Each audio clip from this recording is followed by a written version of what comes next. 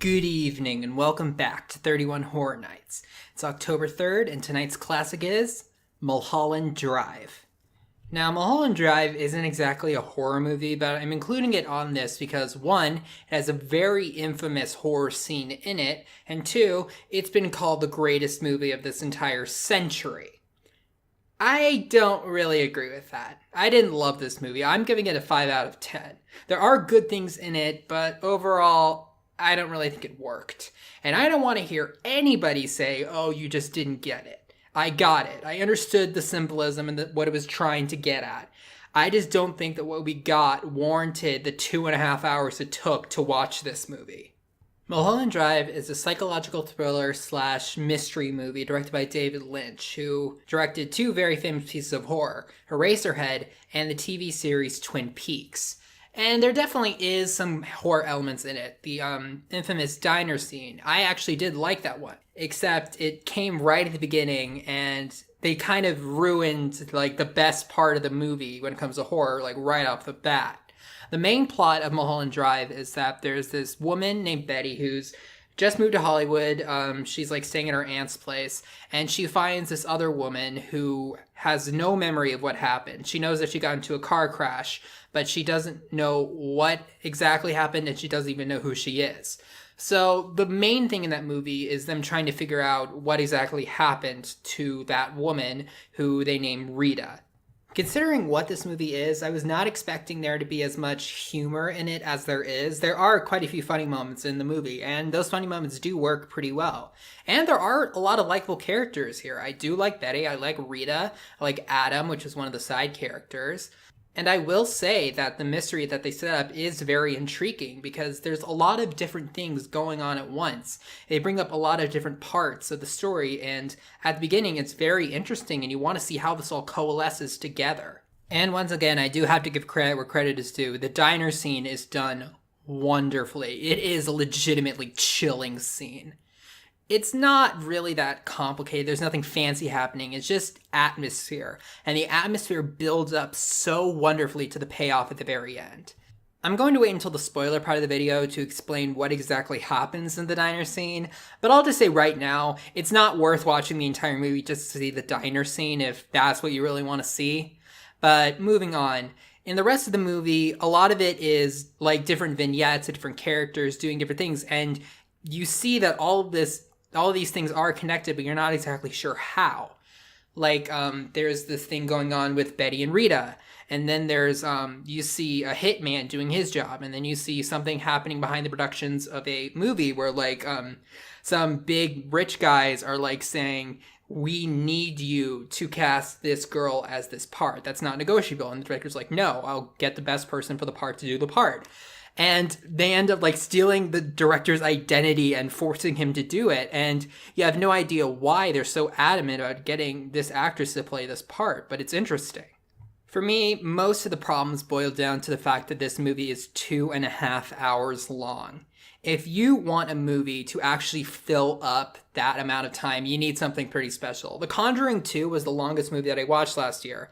It's like 2 hours and 15 minutes, and it had a satisfying enough conclusion to make it worth all the time it took to watch it.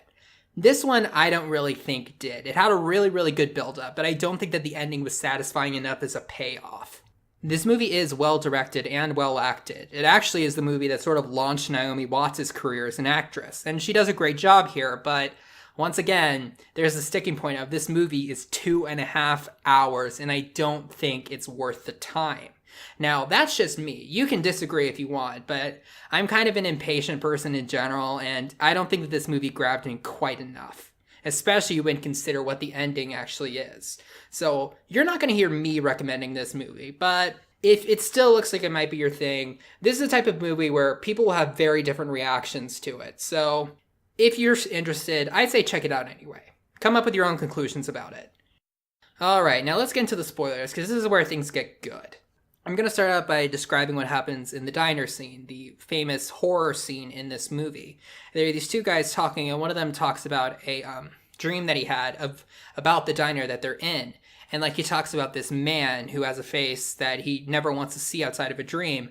And you see them like go to the place described in the dream, and the way that the that the atmosphere works.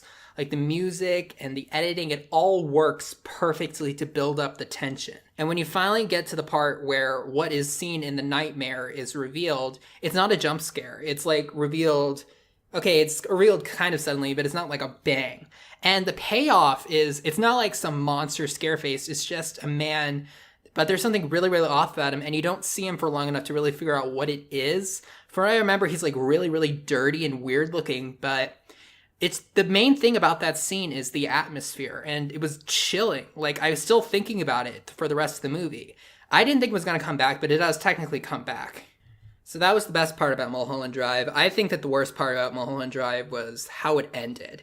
This mystery and the suspense and the buildup is brilliant in this movie. There are so many things coming at you, and you like can feel that it's all connected, but you don't quite know how. But then, right when things are about to get really good, the entire like story slams on the brakes, and you get introduced to a completely different story. And in this story, it has the same actors, but they're all playing different characters. Suddenly, the actress playing Rita is playing a character who was played by somebody else for the entire movie up to that point. And suddenly, Naomi Watts is playing a completely different character, a character that you saw dead earlier in the movie. And you figure out kind of quickly that this is all what's really happening, and they never confirm this. Obviously, they wouldn't confirm this, considering what type of movie this is. But the impression that I got was that this was all basically almost like a hallucination that the character played by Naomi Watts, her name is Diane, that she has in the moments of her death, because she ends up shooting herself over guilt that's something that or something that she did. It's really complicated. The main thing I just was disappointed about was that the mystery that they set up was really good.